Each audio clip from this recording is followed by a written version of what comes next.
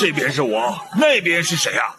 那边是秦叔宝啊。哦，我和秦叔宝为陛下守门驱鬼的事情，已经成了典故了。这是电视剧《贞观之治》中的名场面，也是尉迟敬德的高光时刻。原来，自从玄武门之变过后，李世民虽然射杀了李建成和李元吉，取得最终的胜利。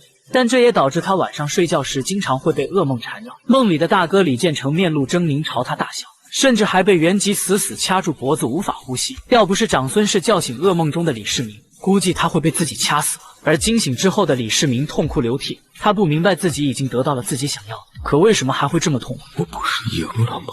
面对李世民的迷茫，长孙氏也不知该如何回答，也只能将其抱在怀里，不断的安慰他那颗不安的心。然而噩梦的缠绕始终让李世民无法入睡。他独自来到殿外，看到天上的月亮，不由让他想起玄武门之变的前一晚。在众多心腹的支持下，李世民选择了殊死一搏。 而他正是用这把弓亲手射死了自己的2个亲兄弟。看着丈夫迟迟无法摆脱这场阴影，屋内的长孙氏很是心疼。他知道这样下去迟早会把李世民的身子拖垮，于是找来哥哥长孙无忌商议计策，最终决定让最勇猛的尉迟敬德和秦琼2人来为太子守门，每夜披甲持械守卫于宫门两旁，从而震慑一切牛鬼蛇神。然而让人感到神奇的是，在这之后，李世民果然再也没做过噩梦。我已经不做梦了。你去大门外看看谁在那里。 李世民还不知道发生了什么，于是便一脸疑惑地走向门外。到了门口，他才发现原来是自己的2位爱将守在这里。殿下，你们怎么在这儿？我们值更，什么也进不来。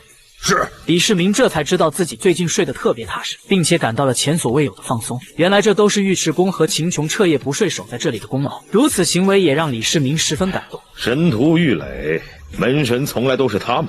然而历朝历代鬼怪还是不断，可是你们2个在这守了1天，鬼怪还真的没有了。将来你们就是大唐的门神。谢殿下。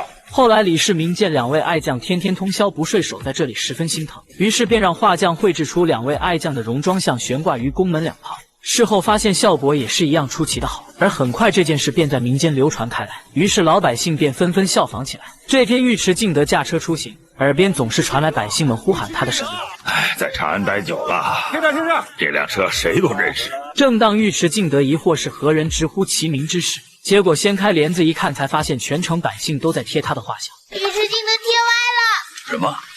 我成门神了？就在尉迟敬德满脸惊讶之时，一个孩童一眼就认出了他。尉迟敬德。这边是我，那边是谁啊？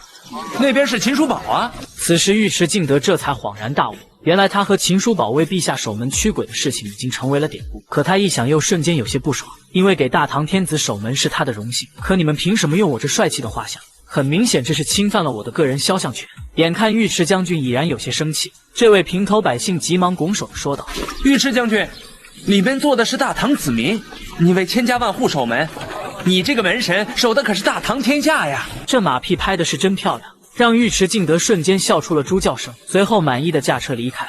从此以后，每逢佳节之际，百姓们便会在大门上贴上尉迟敬德和秦琼，以此来祈求驱邪避凶、保佑平安。